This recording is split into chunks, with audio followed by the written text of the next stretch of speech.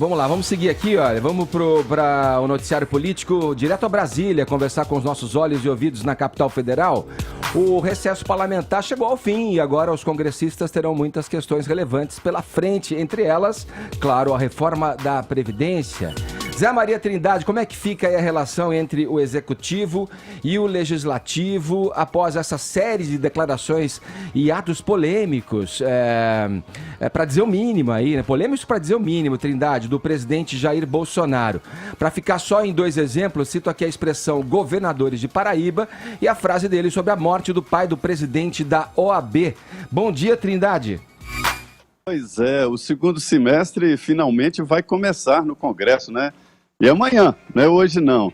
Olha, Edgar, a história é a seguinte, a articulação política do presidente Jair Bolsonaro no Congresso nunca foi boa porque o presidente não quer.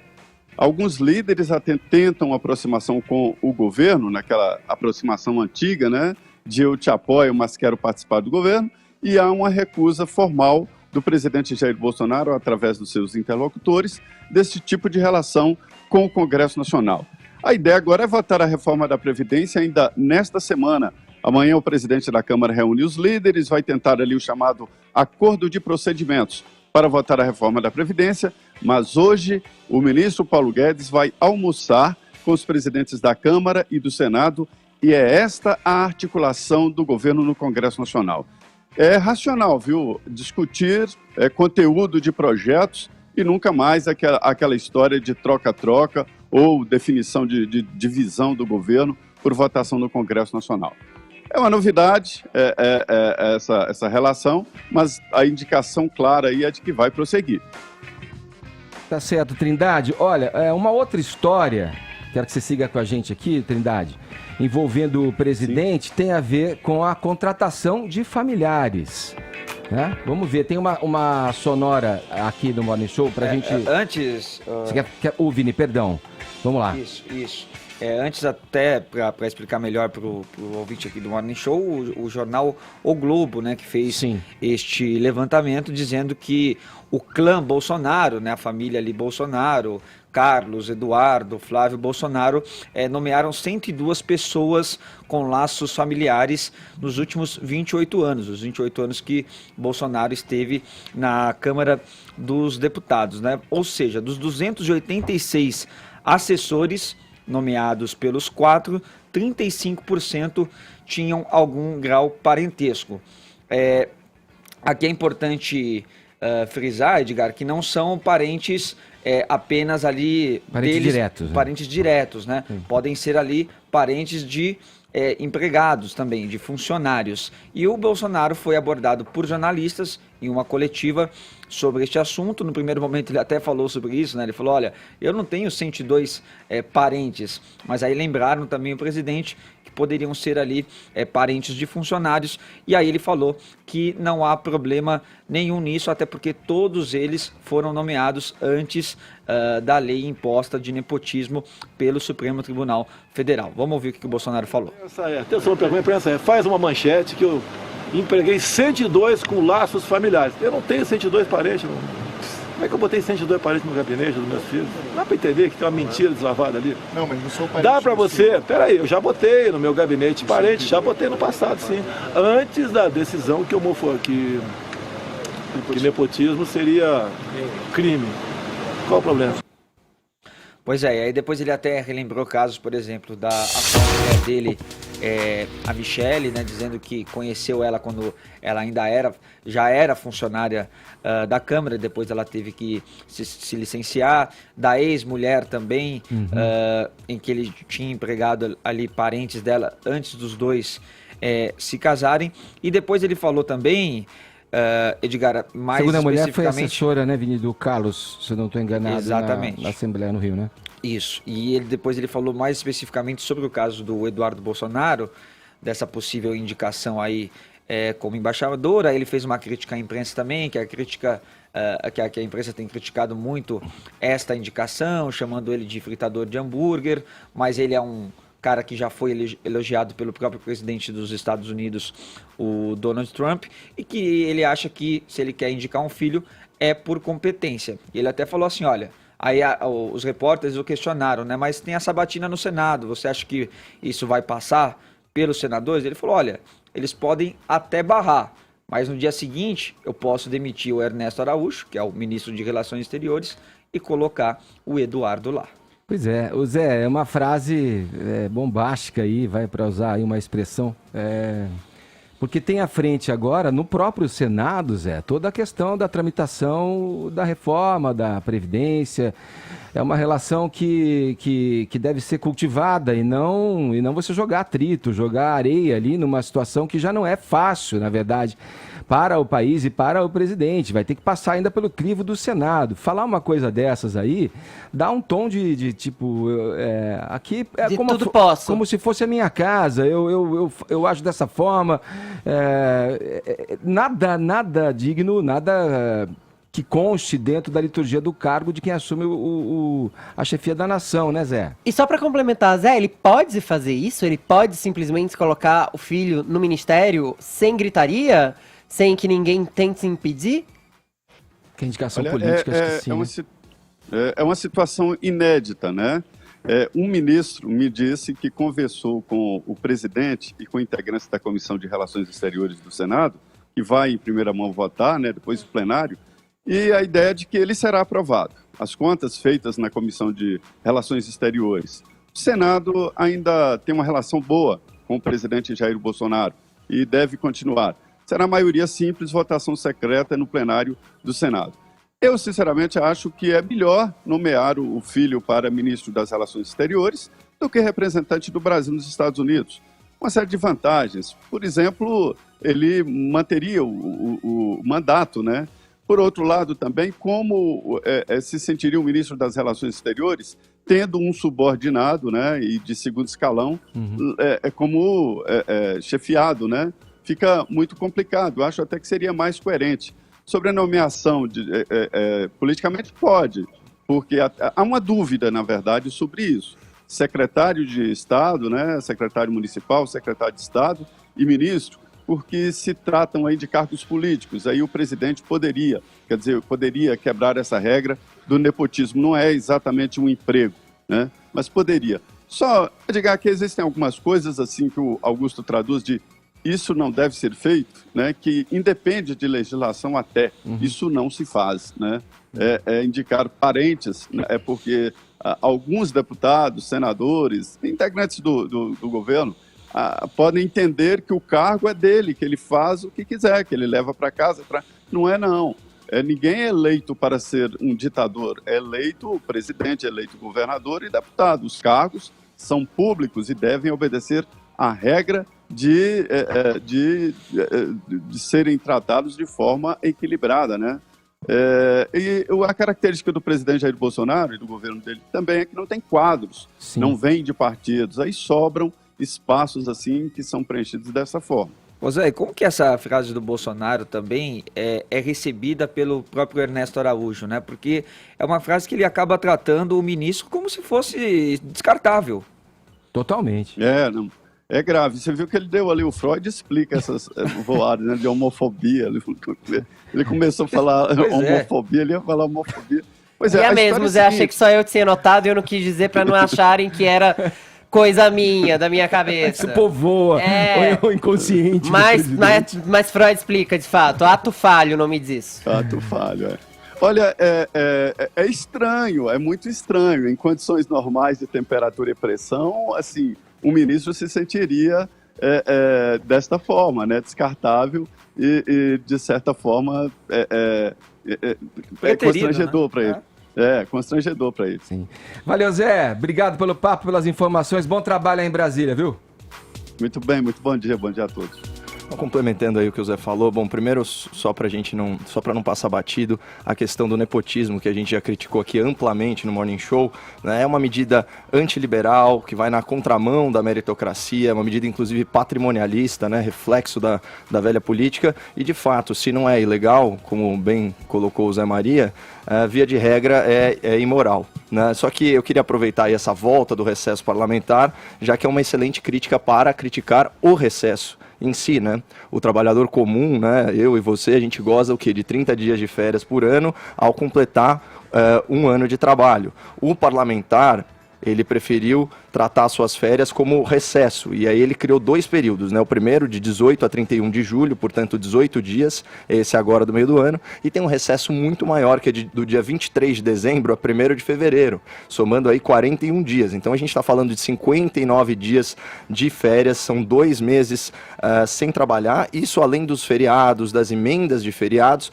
e daquele expediente peculiar deles, né? Que costuma concentrar todas as atividades legislativas de terça a quinta-feira. Então, nesse sentido, eu acho que vai ser ridículo assistir os parlamentares na tribuna repercutindo aí uma certa indignação tardia, porque todas essas polêmicas do governo Bolsonaro se deram no período de férias deles. Nós estávamos aqui criticando, eles estavam gozando aí de descanso, né? Isso que eu queria fazer só um balanço das atividades do Congresso no primeiro semestre, especialmente quando ele atua em oposição ao governo. Eu separei 5 medidas aqui. A primeira, o Congresso ele derrubou o decreto que alterava as regras de sigilo de documentação. Nesse caso, nós apoiamos a atitude do Congresso. Depois, colocou o pacote anticrime na geladeira, certo? E fatiou o projeto, especialmente excluindo a tipificação do Caixa 2 como crime comum. Isso foi um verdadeiro absurdo. Na sequência, ele criou um decreto legislativo que anulou os decretos presidenciais sobre flexibilização do porte de armas.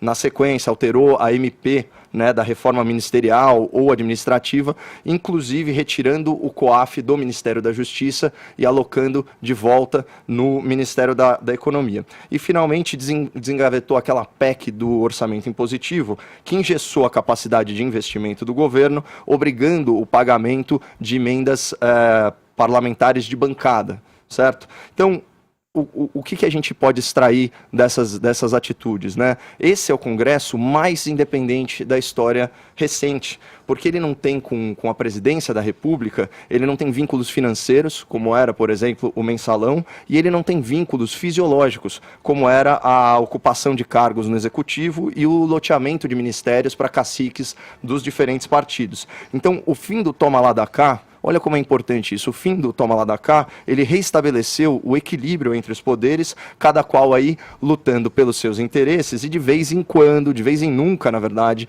eles se alinham com o interesse público, o interesse do povo brasileiro. Mas aqui o ponto principal é: esse Congresso, ele esperneia, ele reclama e faz barulho porque finalmente ele tem a liberdade para fazer isso. Então, assim, em bom português, esse Congresso não está comprado pela presidência da República.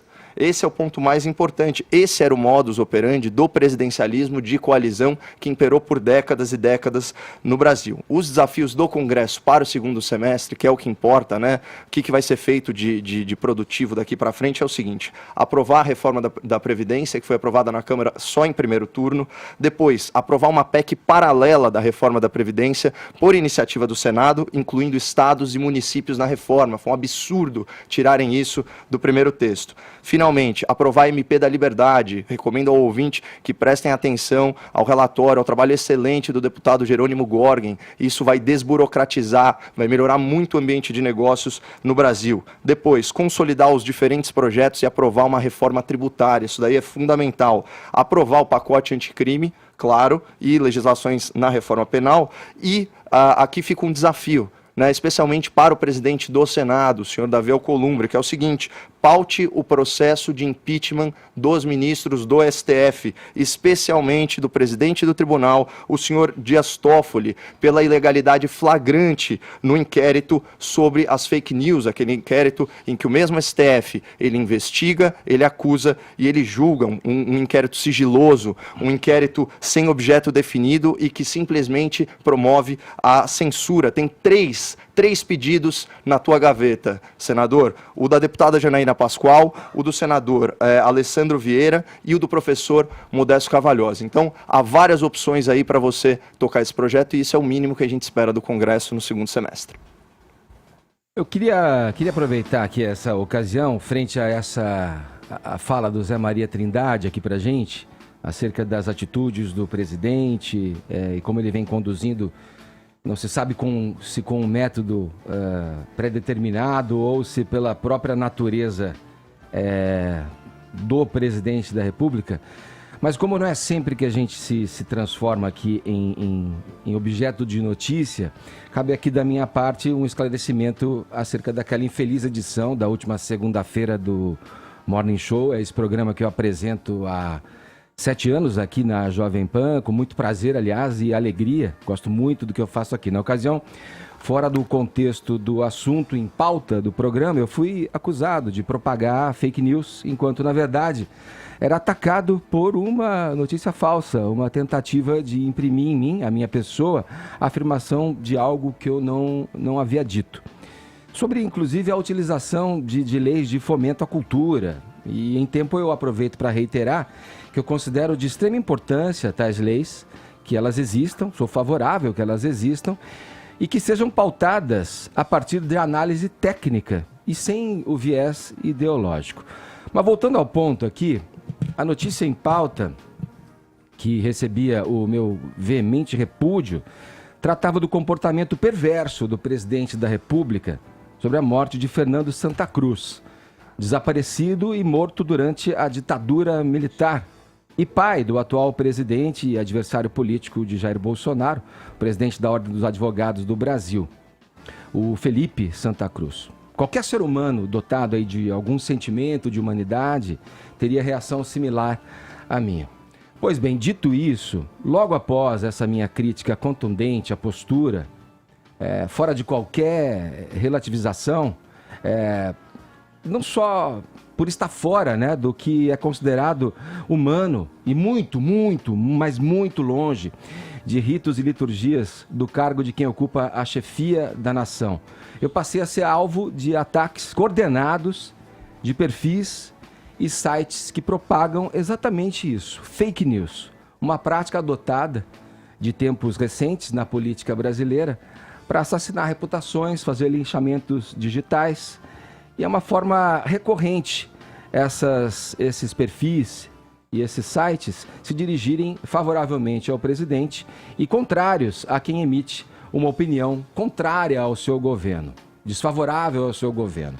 Um desses perfis, um desses sites, publicou de maneira editada uma planilha de custos e gastos do Ministério da Saúde, com o intuito de levar os seus seguidores a entenderem que minha empresa havia se locupletado de recursos públicos milionários, ligando meu nome e o nome de minha esposa à quantia, pasmem, de R$ 1.758.319,52. Vamos lá, a verdade, então.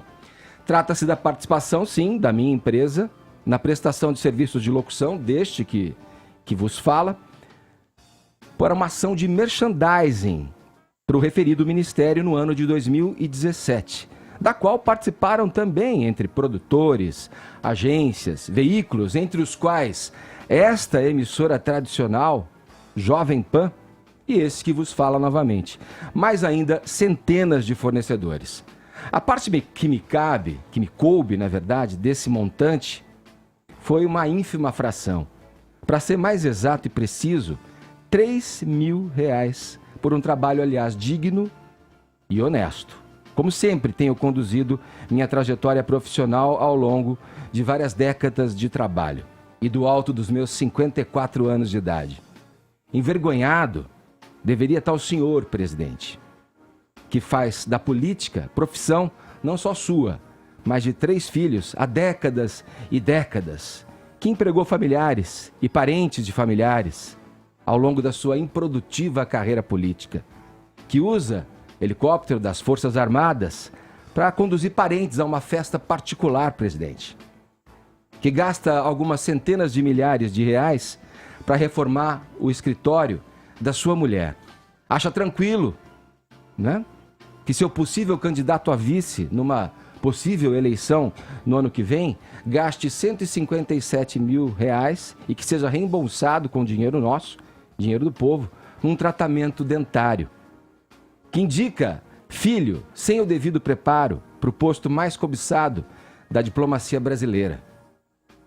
Olha, vergonha deve ter o senhor, frente a todas essas barbaridades que o senhor diz e frente a essa maneira torpe que vem conduzindo a nação brasileira. Eu queria recomendar aqui, como ensejo dessa minha fala aqui, uma reportagem do Estadão, da versão digital do Estadão, chamada Após ataques de Bolsonaro, boatos contra alvos do presidente ganham impulso nas redes.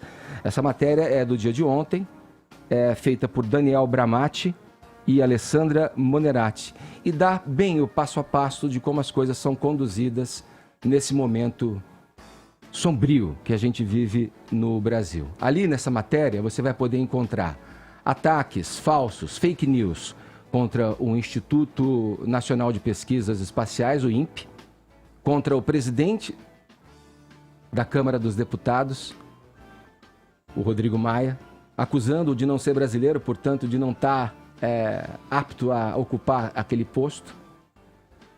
E a tantas outras pessoas que são críticas ao seu governo. Fica aí a minha recomendação e o meu desabafo. Agora